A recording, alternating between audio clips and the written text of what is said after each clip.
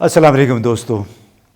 आज एक लिहाज से गैर सियासी मौजू पे आपके साथ गुफ्तगू के लिए हाजिर हैं। 1990 में जब सद्दाम हुसैन ने कुवैत पे फ़ौजकशी की और बाद में उसको रिट्रीट करना पड़ा, यानी सद्दाम हुसैन आपको याद है इराक़ के सदर थे, कुवैत पे कब्ज़े की कोशिश की, तो उन्हीं दिनों इस्लामाबाद में एक सेमिनार था। तो सेमिनार में एक तकरीर हुई। उस तकरीर में ये हुआ, हमने सुना कि सद्दाम हुसैन को शिकस्त नहीं हुई, बल्कि ये शिकस्त जहालत की है। ये शिकस्त या हार ये पूरी मुस्लिम दुनिया में हम जो हाल देख रहे हैं उसकी है, जहाँ पे इल्म व दानिश पे, सोच विचार पे तवज्जो कम है, अयाशी पे ज़्यादा है।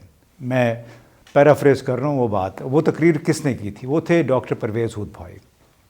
अब वो पढ़ाते रहे हैं, अब भी पढ़ाते हैं, फ़िज़िक्स पढ़ाते हैं, लेकिन सियासी मौज़ूआत पे उन्होंने बड़ी इंस्पिरेशनल बातें की। मेरे लिए भी उस वक्त वो बड़ी इंस्पिरेशन थी। इस नुक्ते नज़र से कभी मैंने नहीं सोचा था, 30 साल मेरी उम्र थी उस वक्त, और वो अभी तक मेरे दिमाग में इस्लामाबाद होटल उस वक्त हुआ करता था, उस होटल में मुनक़िदा इस तकरीब की ये तकरीर या तकरीर का हिस्सा मेरे जहन में अभी तक कायम व दायम है, और बड़ी मुतासिर कुन वो तकरीर थी। उस वक्त से आज तक डॉक्टर परवेज़ हूद भाई हमारे साथ बैठे हैं।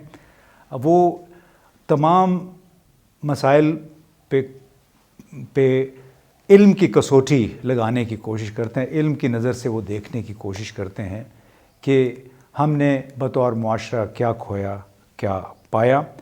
अब इनके नज़रियात मुल्क के दाएं बाजू के कई लोगों के लिए अनकम्फर्टेबल भी रहे, मुतनाज़े भी उन्होंने बनाने की कोशिश की, जबकि मुल्क के अंदर जो रोशन ख्याल तबका है, फिर मुल्क के बाहर बहुत वसी तबका है, वो डॉक्टर परवेज़ हूद भाई की उनका बहुत एहतराम करते हैं, और रोशन ख्याली की वजह से, और ये कि हर मामले में आपने जो इंटेलेक्चुअल और इल्म को अप्लाई करने की कोशिश की, इल्म की नज़र से जांचने की कोशिश की है मसाइल को।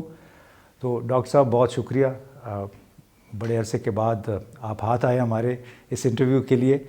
तो आप चूँकि फ़िज़िक्स पढ़ाते हैं, तो उसकी ज़बान में बताइए कि अगर पाकिस्तान को हम एक एटम तस्वुर कर लें तो इसका मरकज़ यानी न्यूक्लियस, न्यूट्रॉन और प्रोटॉन क्या हैं? देखिए, वैसे फिजिक्स और समाज का ऐसा जोड़ तो नहीं बनता है, लेकिन ये फर्ज कर लीजिए कि एक एटम है तो एटम का मरकज है, उस एटम में, हाँ, असल एटम में न्यूट्रॉन प्रोटॉन है, लेकिन समाज का जो मरकज है वो अवाम है। और अवाम एक किस्म के नहीं होते ना, उसमें भी अलग अलग किस्में होती हैं, कुछ को ज़बान के लिहाज से, कुछ को मसलक के लिहाज से, कुछ को मजहब के लिहाज से आप जुदा कर सकते हैं। अगर मरकज मजबूत हो तो फिर वो एटम मजबूत होगा। लेकिन देखिए, सिर्फ ये मरकज की बात नहीं होती, क्योंकि एक असल एटम के अंदर बाहर इलेक्ट्रॉन्स घूमते हैं, इलेक्ट्रॉन्स हैं जो उसकी कीमियाई साख्त मुतय्यन करते हैं। वो इलेक्ट्रॉन्स हमारे केस में क्या है? एस्टैब्लिशमेंट। वो एस्टैब्लिशमेंट ये तय करती है कि इस मुल्क की समत क्या होगी, कि इसके दूसरे मुल्कों के साथ क्या ताल्लुकात होंगे, क्या हम जंग करेंगे, नहीं करेंगे, जुड़ेंगे, अलहदा होंगे। तो इस तरह से एक तशबीह बनती है, लेकिन चलिए ये तो बहुत दूर की बात है। अच्छा, तो ये जो आपने एस्टैब्लिशमेंट की जो बात की, तो इसने हमारे मुआशरे को किस तरह से शेप किया है इसमें? क्योंकि मुआशरे में हमारा सियासतदान भी शामिल है, हमारा ब्यूरोक्रेट भी शामिल है, फिर हमारे बिज़नेस कम्युनिटी भी शामिल है। बहुत बड़े बड़े बिजनेसमैन, वो भी आपको एक ख़ास मकाम पे उधर से जुड़े नज़र आते हैं। इसको एक तारीख़ी तनाजुर में देखने की ज़रूरत है, इसलिए कि जब पाकिस्तान बना तो मुस्लिम league, all India Muslim league के जो बड़े लीडरान थे, मां सिवाय मोहम्मद अली जिन्ना के बाकी तो सारे बड़े ज़मींदार थे, और चंद एक सरमायादार थे, उनमें से लिखने पढ़ने वाले इनमें से कोई नहीं थे। تو جو بڑے زمیندار تھے انہوں نے اپنے ہاریوں اور کسانوں کو ایسے دبا کے رکھا ہوا تھا. یہی وجہ ہے کہ پاکستان میں کبھی زرعی اصلاحات نہیں ہو سکیں, اور یہی وجہ ہے کہ ادھر عقل اور ریشنلٹی کا فقدان تھا, کمپیٹنس کا فقدان تھا. گویا کہ وہاں پر کوئی ایسے لوگ پڑھے لکھے تھے ہی نہیں جو ملک کی باغیں سنبھال سکیں. نتیجہ یہ کہ فوج ہمارے گلے پڑ گئی شروع دن سے. تو ہاں جو پہلا مارشل لاء لگا تھا وہ ایوب خان سے پہلے ہی تھا. وہ تو لاہور میں جب یہاں احمدیوں کے خلاف ہنگامے ہوئے تھے, کئی سو, بعض لوگ کہتے ہیں 2000 لوگ مارے گئے تھے, تو لاہور میں مارشل لاء لگا تھا. 58 کے بعد سے 4 مارشل لاء لگے ہیں یہاں پہ. اور اگر آپ یہ کہتے ہیں کہ اسٹیبلشمنٹ نے اس ملک کو اس حال میں پہنچایا ہے, تو میں کہتا ہوں کہ اس کا سرا آپ پاکستان کی شروعات سے ہی پکڑ سکتے ہیں. وہاں سے اس اسٹیبلشمنٹ نے عوام کا گلا دبایا ہوا ہے. یعنی آپ بہت پیچھے چلے گئے, تو اس کا مطلب ہے اب آر یو ٹاکنگ اباؤٹ مولوی تمیز الدین کیس یا Liaquat Ali Khan? I am talking about even before that. میں 1947 کی بات کر رہا ہوں, جب جناح صاحب حیات تھے, اور اس وقت مسلم لیگ کے لیڈران, ایک طرف تو ممدود تھا, دوسری طرف ادھر پنجاب کا گورنر تھا, یہ آپس میں لڑ رہے تھے. ہندو یہاں سے بھاگے ہوئے تھے اور ان کی زمینوں کے اوپر قبضہ کرنے کے لیے ہر ایک دوڑ رہا تھا. تو ایک افراتفری کا مقام تھا اس وقت, اور قائد اعظم بہت پریشان تھے, کوئی ان کے ہاتھ آ نہیں رہا تھا. ٹھیک ہے پاکستان تو بنا دیا, لیکن اب اس کو سنبھالے گا کون؟ تو جب تک وہ حیات تھے تو ٹھیک ہے یہاں معاملہ چلا کسی حد تک, لیکن اس وقت بھی بگاڑ بالکل شروع دن سے نظر آ رہا تھا. پھر جب حالات اس قدر بگڑ گئے کہ مسلم لیگ خود ہی ٹوٹ گئی, مسلم لیگ کو ٹوٹے ہوئے پاکستان کے بعد کچھ 5 سال لگے, 4 سال لگے. توڑ پھوڑ کا سلسلہ شروع ہو گیا. توڑ پھوڑ کا سلسلہ بس ان کی وفات سے ہی شروع ہو گیا. لیاقت علی خان نہیں سنبھال سکے, پھر ان کو مار دیا گیا. پتہ نہیں کس نے مارا, آج تک سمجھ میں نہیں آیا. لیکن چونکہ کوئی منصوبہ بندی نہیں ہوئی تھی, کوئی آئین نہیں تھا پاکستان کا. جناح صاحب نے تقاریر تو بہت خوبصورت کی, لیکن کوئی انہوں نے پاکستان کا منصوبہ سامنے نہیں کیا کہ اس کو کیا سیکولر ریاست ہونا چاہیے, اسلامی ریاست ہونا چاہیے, اگر اسلامی ہے تو اس کے خد و خال کیا ہوں گے. تو جناح صاحب نے یہ ساری باتیں نہیں بتائیں جس طرح آپ سمجھ سکتے ہیں کہ بین گورین نے بتائی تھی اسرائیل کے لیے. بین گورین نے بالکل واضح طور پر کہا تھا کہ یہ ایک سیکولر ڈیموکریٹک سٹیٹ ہوگا. جناح صاحب نے ایک تقریر کی 11 اگست سن 47 والی, جس میں انہوں نے کہا کہ آپ مسجد جائیں, مندر جائیں, ہمارے لیے کوئی ریاست. لیکن اس سے پہلے تو یہ تھا کہ یہ ملک صرف اور صرف مسلمانوں کے لیے بن رہا ہے. بنیادی طور پہ ایتھوس تو وہی تھا کہ اسلامی ریپبلک ایک ابھر کے آ رہی ہے. لیکن یہ جو آپ نے شروع میں بات کی نا کہ ان کو ساتھی اچھے نہیں ملے, پڑھے لکھے وہ خود تھے, لیکن آپ دیکھیں چودھری, نواب, جام, معلوم نہیں کس قسم کے, بنیادی طور پہ ایک چودھری ذہنیت تھی جس نے مسلم لیگ پہ آ کے قبضہ کر لیا. تو آپ سمجھتے ہیں جو سوچ ہے اس نے بھی پاکستان کے اندر جہالت کو پرپیچویٹ کیا ہے, پروموٹ کیا ہے, کیونکہ چودھری جو ہے وہ گاؤں کی ترقی نہیں چاہتا, نواب کسی اپنے ورکر کے بچے کو اوپر آتا ہوا نہیں دیکھنا چاہتا, جس کے نتیجے میں یہ سوچ ایک پیدا ہوئی ہے کہ ہم حکمران گھرانہ, ہمارا احتساب کیوں ہو. بالکل یہی بات ہے. فکری لحاظ سے جس طرح پاکستان اس وقت تھا سو آج ہے. آپ دیکھ لیجئے کہ پارلیمان میں کون سے لوگ بیٹھے ہیں, کس کے بیٹے ہیں, کس خاندان کے ہیں. تو وہی چودھری ذہنیت چھائی ہوئی ہے, پہلے بھی تھی, آج بھی ہے, اور اس کے بڑے مؤثر نتائج برآمد ہوئے ہیں. ایک تو یہ کہ کیونکہ ان کی اپنی کوئی سوچ نہیں تھی اور صرف اپنا غلبہ قائم کرنا تھا، تو انہوں نے پھر یہاں ہماری آزادیاں جس حد تک یہ سلب کر سکتے تھے سو سلب کی اور آزاد سوچ کو کچل دیا.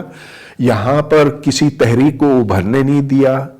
یہاں پر انصاف کی جو تحریکیں چلی تھیں شروع کے دنوں میں ان کو امریکہ کی مدد سے یوں دبا دیا گیا. وہ لیفٹ کی تحریکیں تھیں، تو لیفٹ تو یہاں کبھی آگے چل ہی نہیں سکا. لیکن آج آپ دیکھیں کہ ایک چیز جو انہوں نے کی، اور میرا مطلب اب اسٹیبلشمنٹ سے ہے، لیکن اسٹیبلشمنٹ کی جو موجودہ شکل سامنے آئی ضیاء الحق کے زمانے میں، جس کا سب سے برا اثر ہوا ہے پاکستان کے اوپر، سو تعلیم کے میدان میں ہے. یہاں پر جو ہماری سوچ کے اوپر قدغنیں لگائی گئیں اس کا انجام یہ ہوا کہ آج دنیا میں پاکستان سب سے پسماندہ ترین ملکوں میں شمار ہوتا ہے تعلیم کے اعتبار سے. ہاں ایٹم بم تو ہے ہمارے پاس، کتنے 150 200 ہیں، لیکن جو ہمارے لوگ آپ دیکھیں دنیا میں پھیلے ہوئے، کوئی علمی میدان میں کارنامہ نہیں دکھائی دیتا، انجینئرنگ میں نہیں دکھائی دیتا، میڈیکل ریسرچ میں نہیں دکھائی دیتا. گو کہ پاکستانی ڈاکٹر بہت سے ہیں جو امریکہ میں مقیم ہیں، بہت پیسہ بناتے ہیں، لیکن they have contributed next to nothing in terms of medical research. ہاں ایک وہ ہے جس نے وہ سور کا دل ڈالا تھا انسان میں، وہ اور بات ہے. But we have contributed nothing. اور اس کی وجہ یہ ہے کہ ہماری تعلیم اس میں رٹا اور مذہبیت اور جھوٹی تاریخ بھر بھر کے کوٹ کوٹ کے ڈالی گئی ہے. نتیجہ یہ کہ ذہنی طور پر آج پاکستانی مفلوج ہے. اچھا، اس میں بڑی ایک زبردست بات کہی، اور اسی وجہ سے مجھے آپ کا وہ ایک آرٹیکل بھی یاد آیا. اس میں آپ نے ڈان میں لکھا کہ کتنے افسوس کی بات ہے کہ فوربس جو میگزین ہے ہر سال وہ ایک نئی لسٹ چھاپتے ہیں 500 افراد کی جڑے مؤثر ترین لوگ ہوتے ہیں. اب اس کا پھر آپ نے کمپیریزن ایک موازنہ بھی دیا کہ انڈیا میں دیکھ لیں تو امبانی ہیں، ٹاٹا ہیں، برلاز ہیں، اڈانی ہیں اور دمانی ہیں، جو کہ اپنے بزنس چلانے کے ساتھ ساتھ ریسرچ میں بھی تعلیم میں بھی انویسٹمنٹ کر رہے ہیں. امریکہ کو دیکھ لیں تو وہ جیف بیزوس ہے، پھر مارک زکربرگ ہے. ٹرمپ بھی کسی لحاظ سے اس میں آتا تھا چونکہ بہت بڑا وہ سرمایہ کار ہے، اور بل گیٹس جو بہت بڑا نام ہے، اور برطانیہ میں بھی دیکھ لیں اس طرح کے چند بڑے نام ہیں. لیکن آپ نے یہ کہا کہ یہاں پہ جو انٹلیکچوئل پاورٹی، اب بنیادی طور پہ آپ کا یہ تھیسس ہے نا، اس کی وجہ سے کیا بات ہے کہ پاکستان کے چاہے منشا ہے، چاہے ملک ریاض ہے، چاہے یہاں پہ سیگلز ہیں، ان میں سے کوئی ایک بھی فوربس کی جو 500 موسٹ افیکٹو لوگ ہیں ان میں نہیں ہیں. ہاں دیکھیں، ہم سمجھتے ہیں کہ ملک ریاض بڑا امیر آدمی ہے، شاید اس کے پاس 1 2 3 4 ارب ڈالر ہوں. ہم سمجھتے ہیں کہ آصف علی زرداری بہت امیر آدمی ہے، اس کے پاس بھی یہ 2 کوڑیاں ہیں، مطلب یہ کہ 2 4 ارب ڈالر ہیں. دوسری طرف آپ یہ دیکھیں، یہ جو اڈانی تھا اس نے جو دھوکہ کیا وہ $100 بلین کا تھا، اس کی ملکیت بنتی ہے $200 بلین، اور ہم IMF کے پاس 1.1 بلین کے لیے ہاتھ یوں جوڑے ہوئے کہ پلیز دے دو. اور وہ ایکچولی اس مضمون میں آپ نے وہ لکھا نا کہ why are the elite bashing کی آپ نے اس میں بات کی تھی. تو آپ نے کہا کہ ہاں ایلیٹ بیشنگ کیوں ہو رہی ہے، لیکن پھر آپ نے وہ وجہ بتانے کی کوشش کی کہ یہ دیکھیں جو چودھری مائنڈ سیٹ ہے نا، اگین میں اس پہ آتا ہوں، مجھے پتہ نہیں کیوں اس لفظ سے محبت ہو گئی ہے، چودھری مائنڈ سیٹ. اس نے پاکستان کو اسٹیبلشمنٹ کے ساتھ مل کے پسماندہ رکھنے پہ انٹلیکچولی اور اکنامکلی کیا کردار ادا کیا؟ تو دیکھیں، جو بنیادی فرق ہے ہمارے امیر لوگوں میں اور باہر کی دنیا کے امیر لوگوں میں، جن کا آپ نے ابھی حوالہ دیا، سو یہ ہے کہ جو پاکستان کے امیر لوگ ہیں وہ سمجھتے ہیں کہ آپ کرایہ وصول کر کے، رینٹ سیکنگ کر کے اپنی ملکیت میں اضافہ کرتے چلے جائیں تو یہ کافی ہے. تو آپ دیکھیں کہ پاکستان میں سرمایہ کاری کس چیز میں ہوتی ہے؟ زمین خریدی جاتی ہے، آج 2 کروڑ کی ہے، 2 سال بعد وہ 4 کروڑ کی ہو جائے گی. تو اس طرح سے وہ منافع بناتے چلے جاتے ہیں. لیکن جو باہر کے لوگ ہیں، اور باہر سے میرا مطلب یہ جو اڈانی اور گوتم اور یہ سارے ٹاٹا اور برلا اور یہ سارے لوگ ہیں، یا ادھر جیف بیزوس ہے یا بل گیٹس ہے وغیرہ، وہ کوئی نئی مصنوعات بناتے، کوئی نئی صنعتیں قائم کرتے ہیں، کوئی ان کا ایسا پروڈکٹ ہوتا ہے جو دنیا جہاں میں بکتا ہے، جس کی مانگ ہوتی ہے. ہم بھی کچھ چیزیں بناتے ہیں. ہم پلازے بناتے ہیں. ہم پلازے بناتے ہیں اور بیچنے کے لیے چادر تولیے بناتے ہیں. ہماری 80% برآمدات تو ٹیکسٹائلز کی ہیں. بیڈ شیٹس ہیں، تولیے ہیں، ہاں چادریں ہیں. مگر دیکھیے، چادر تولیے انڈر ویئر بیچ کے آپ کوئی بڑی قوت نہیں بن سکتے. ہمارے لوگ جو پاکستانی لوگ ہیں تو بہت ذہین، ویسے ہی ہیں جیسے انڈیا کے ہیں، ویسے ہی جیسے بنگلہ دیش کے ہیں. مگر جو فرق ہم میں اور انڈیا میں اور ایران میں اور بنگلہ دیش میں ہے، وہ یہ کہ ان کی تعلیم وہ نہیں جو ہماری ہے. ہمیں کیا پڑھایا جاتا شروع دن سے؟ بس ناظرہ، قرآن، پاکستان سٹڈیز، اور پھر ہر سبجیکٹ کے اندر یہی چیزیں، انگریزی میں، اردو میں، سائنس میں. نتیجہ کیا؟ اس بچے کو میٹرک کے بعد کچھ بھی نہیں آتا، شاہ دولے کا چوہا بن کر نکلتا ہے. یہی وجہ ہے کہ اچھا، اگر میں جھوٹ کہہ رہا ہوں تو مجھے یہ بتائیے، کمپیوٹر سافٹ ویئر سے انڈیا سالانہ $180 ارب کماتا ہے. پاکستان نے ابھی حال میں $2 ارب کمایا اور ہم بہت خوش ہیں. تو 90 گنا زیادہ انڈیا نے کمایا ہمارے مقابلے میں. مگر کیوں؟ ایسا کیوں؟ اس لیے کہ ہم نے عقل پسندی کو تو ایسا دھتکارا ہے، اس سے ایسی نفرت کی ہے. ہم نے ریاضی کو کوئی ایک انتہائی بور، بیکار، 3rd کلاس مضمون سمجھ کے بچوں کو پڑھا ہے. یہی بات سائنس کے اوپر صادق آتی تو پھر ایسا ہوگا نہیں. اور دیکھیے امتیاز، یہ بات عمران خان اور یہ نواز شریف اور شہباز شریف اور یہ دوسرے لوگوں کی نہیں ہے، یہ ہماری قوم کی گتھی میں ڈالی گئی ہے شروع ضیاء الحق کے زمانے سے. اور اب ماں سوائے مذہب کے ہمارے پاس اور کوئی چیز نہیں رہی. بالکل آپ نے صحیح کہا. تو یہ جو علم کو چونکہ پرائورٹائز نہیں کیا گیا، تحقیق کو، جستجو کو، پلازے، کیا یہی ہم نے پوری قوم کو اسی پہ لگایا ہوا ہے؟ کیونکہ اوپر والے جو لوگ ہیں، چاہے وہ سول ہے چاہے ملٹری ہے، وہ تمام پلاٹس کی اور پلازوں کی پرسوٹ میں لگے ہوئے ہیں، DHAs، بحریاز، جس کی وجہ سے آپ کو ایک قحط الرجال نظر آ رہا ہے. ہاں، اور آپ دیکھیں، ایک طرف تو یہ جو ہم نے اپنے لوگوں کے ساتھ یوں ظلم کیا ہے، ان کی ذہنی صلاحیتوں کو یوں کچل کے، تو دوسری طرف ہم دنیا بھر میں جانے جاتے ہیں کہ یہ وہ ملک ہے جس کا ایک ہی مقصد ہے، اور وہ یہ ہے کہ انڈیا کے ساتھ لڑنا ہے، اس کے ساتھ جنگیں لڑنی ہیں. اور حقیقت ہے، دیکھیں، آپ کو اور مجھے یہ ماننا پڑتا ہے کہ جو 4 جنگیں ہوئی ہیں ہندوستان کے ساتھ، ان میں سے 3 تو ہماری پسند کی تھی نا. سن 47 کی، سن 65 کی. اچھا، سن 65 کی ہم کہتے، میں 15 سال کا تھا اس وقت، ہم بڑے خوش تھے. ہمیں یہ بتایا گیا تھا کہ انڈیا نے ہم پہ حملہ کیا ہے، کہ وہ لاہور پہ قبضہ کرنے آ رہے تھے، تو ہماری فوج نے ایسا مکہ مارا کہ وہ چلا کر ادھر سے بھاگے. What nonsense. آپریشن جبرالٹر، یہ ایوب خان کا پلان تھا جس سے ہم کشمیر کو فتح کرتے. وہ بیک فائر ہو گیا. آخر میں ہمیں جا کے سمجھوتا کرنا پڑا تاشکند میں. اس سے بھی بڑی منہ کی کھانی پڑی ہمیں 1999 میں کرگل کے بعد.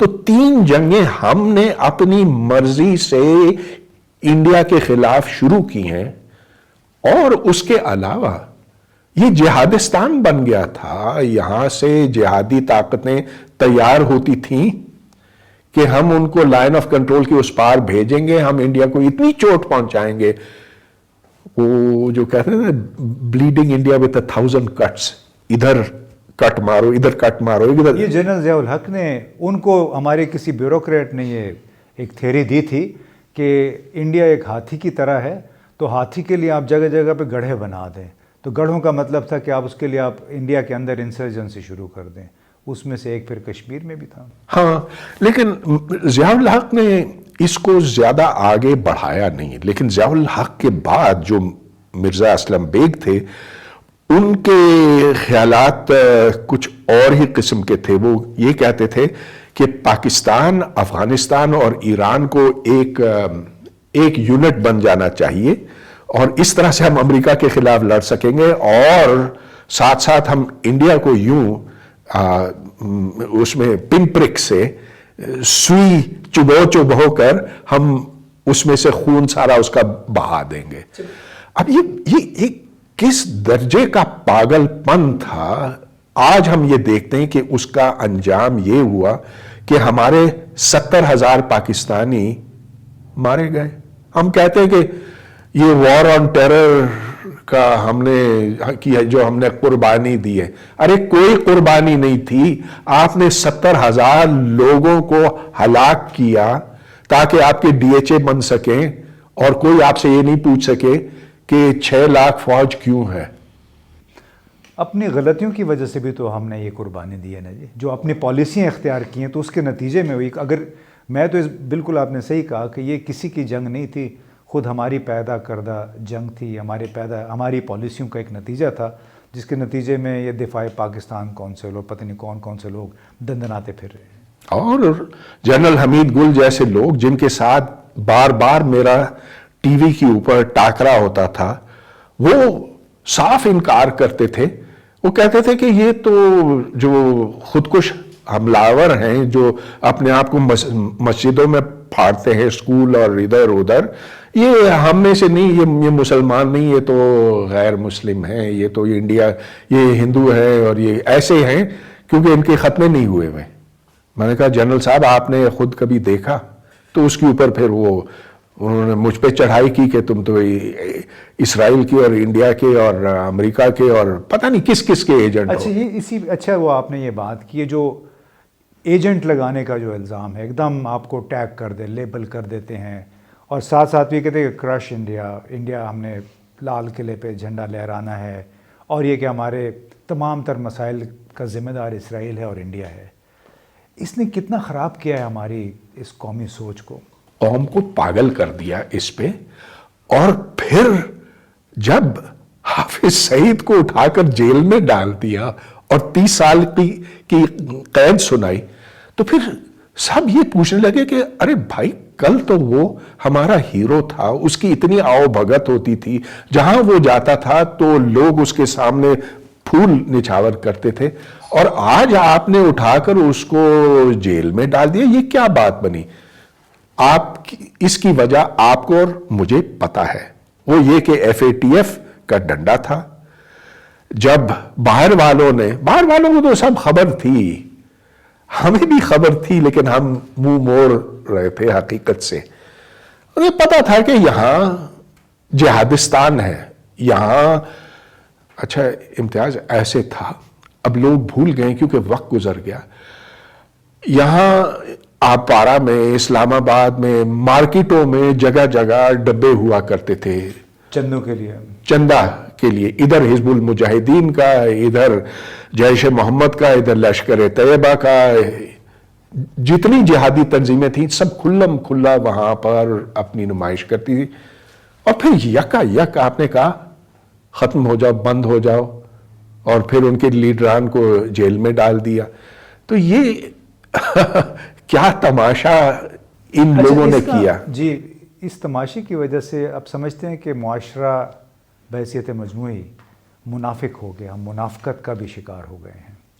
منافقت کا اور اب بے آسرا ہو گیا. یہاں جتنی مجھے مایوسی دکھائی دیتی ہے، جتنے مجھے نوجوان ملتے ہیں جو کہتے ہیں کہ کسی طرح سے ہم اس ملک سے بھاگ سکیں، میں ان کو یہ مشورہ دیتا ہوں کہ ہاں یہ تمہارا حق بنتا ہے کہ تم جاؤ، بھاگو اس ملک سے، مگر خدا کے واسطے کشتی میں نہ جاؤ. آج کل بہت اموات ہو رہی ہیں. لیکن میں آپ کو یہ بات اس لیے بتا رہا ہوں کہ یہ وہ اسٹیبلشمنٹ ہے جس نے اس ملک کا بیڑا غرق کیا. اس میں ایکچولی بڑی اچھی بات، پھر آپ اسٹیبلشمنٹ کی طرف آ گئے. منافقت کا سوال میں نے اسی وجہ سے کیا تھا کہ گزشتہ دور حکومت میں سابق فوج کے سربراہ جو ہیں جنرل قمر جاوید باجوہ، وہ بہت دعوے کرتے رہے. وہ دعوے بعد میں پتہ چلا وہ جھوٹ بولتے رہے، چونکہ خود ہم بھی بریفنگز میں موجود ہوا کرتے تھے.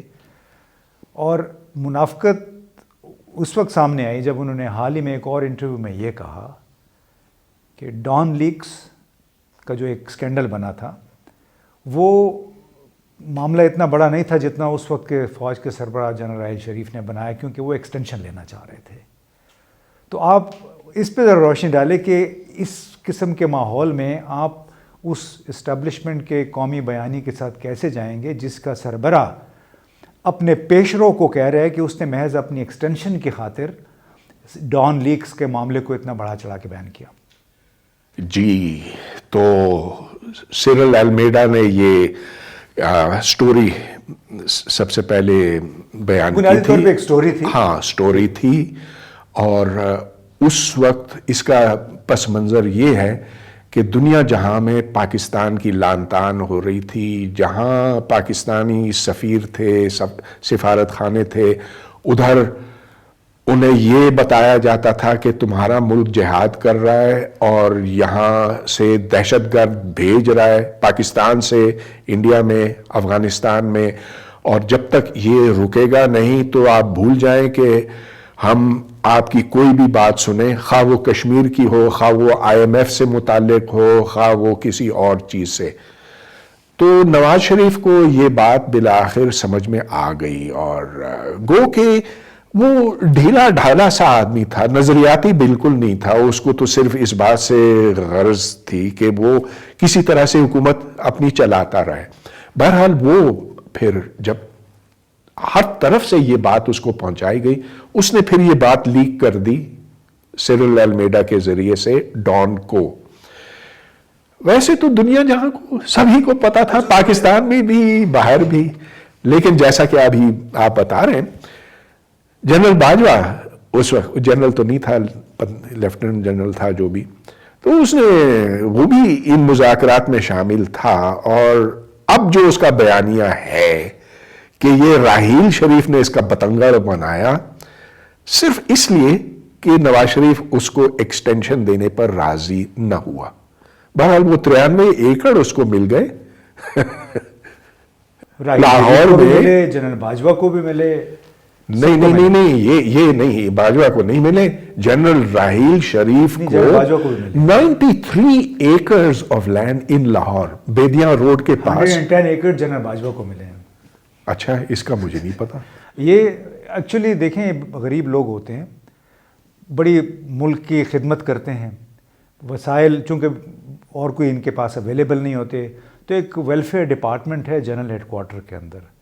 میں بھی ڈان میں اسٹوری پڑھ رہا تھا، تو وہ آئیڈینٹیفائی کرتا ہے کہ کون سی جگہ کہاں پہ ہے جو ہم DHA کے لیے حاصل کر سکتے ہیں.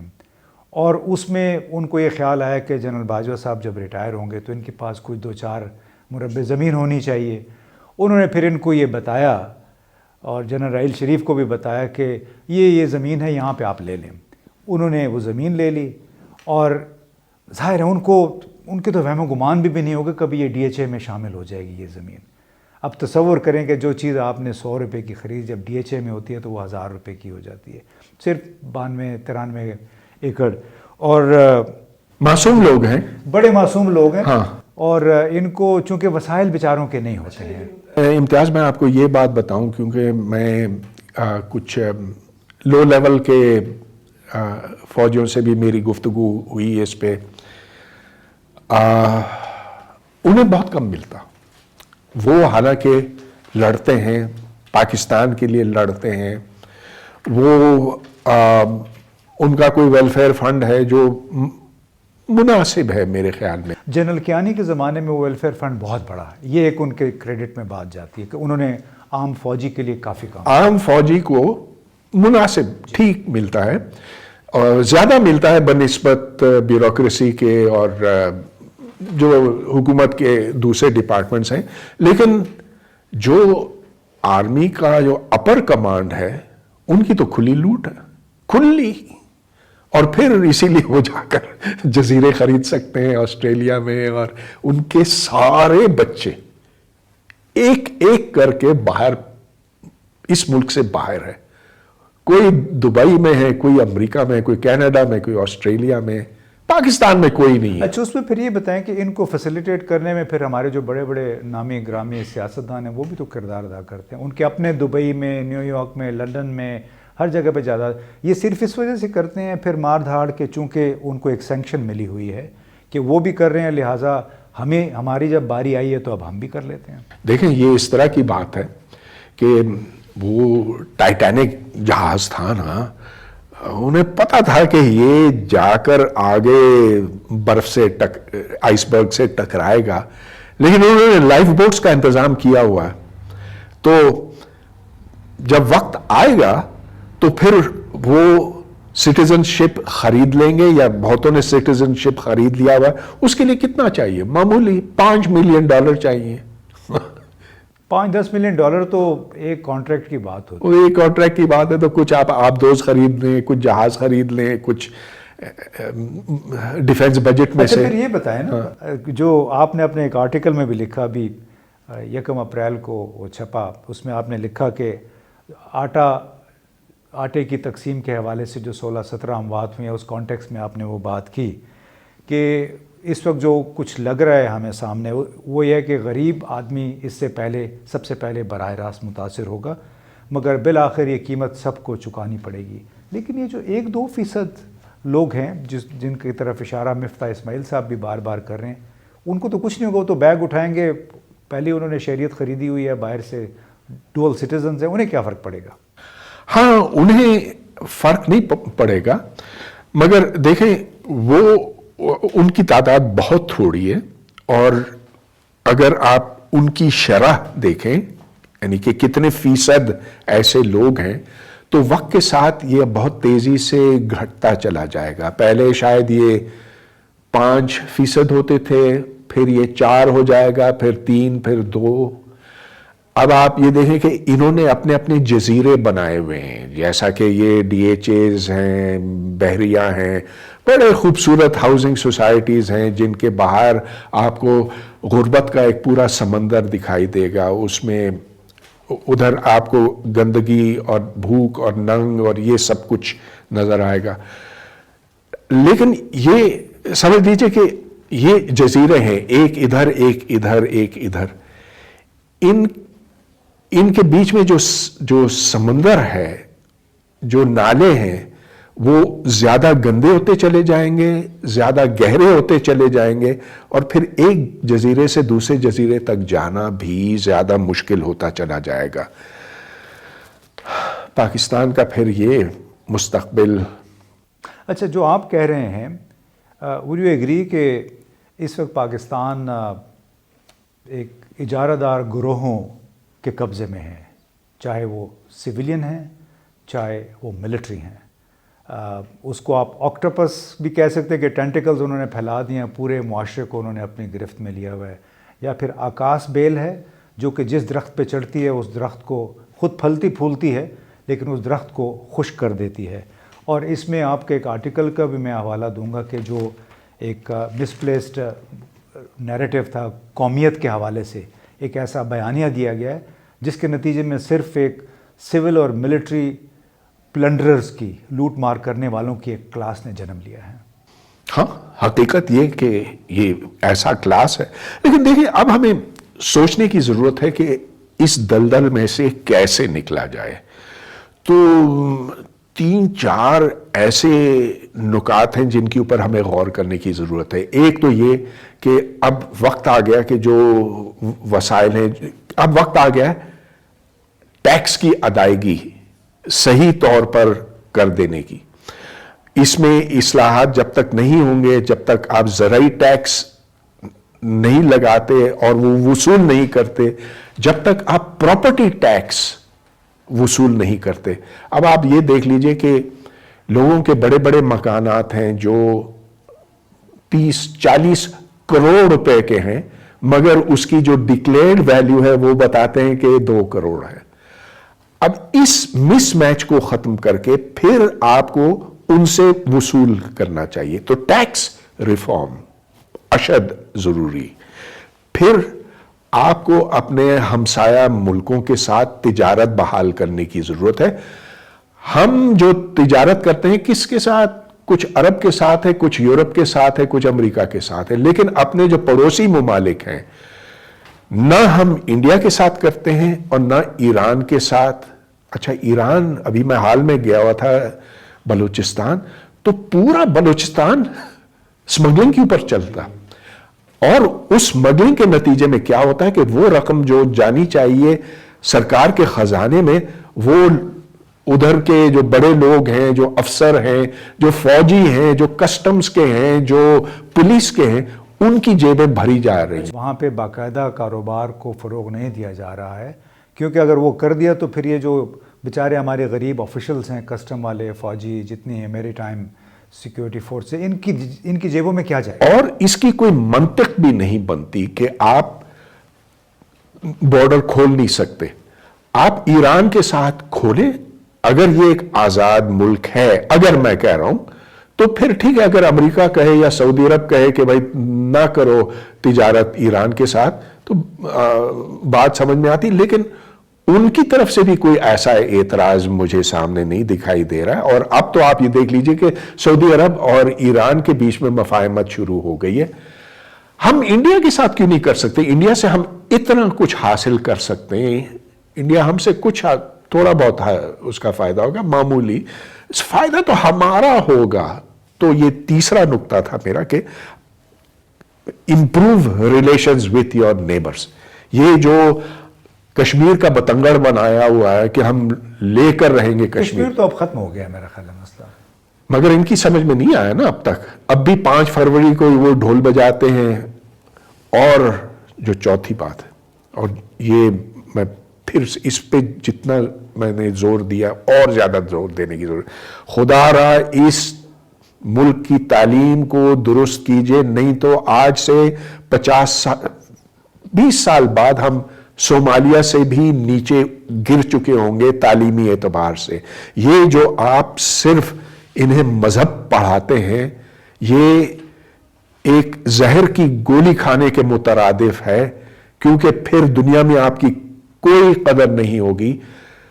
آپ افغانستان کی طرح ہو جائیں گے. آپ کے اسٹوڈنٹس کے پاس کوئی سکلز نہیں ہے، وہ پڑھ نہیں سکتے، وہ لکھ نہیں سکتے. آج آپ دیکھیں مشرق وسطیٰ میں جو سب سے گھٹیا نوکری ہیں وہ پاکستانیوں کے پاس ہے. بڑا افسوس ہوتا ہے وہاں پہ جا کے. حالانکہ ہم ذہین لوگ ہیں، ہم پاکستانی اچھے ذہنوں کے مالک، بہت محنتی ہیں.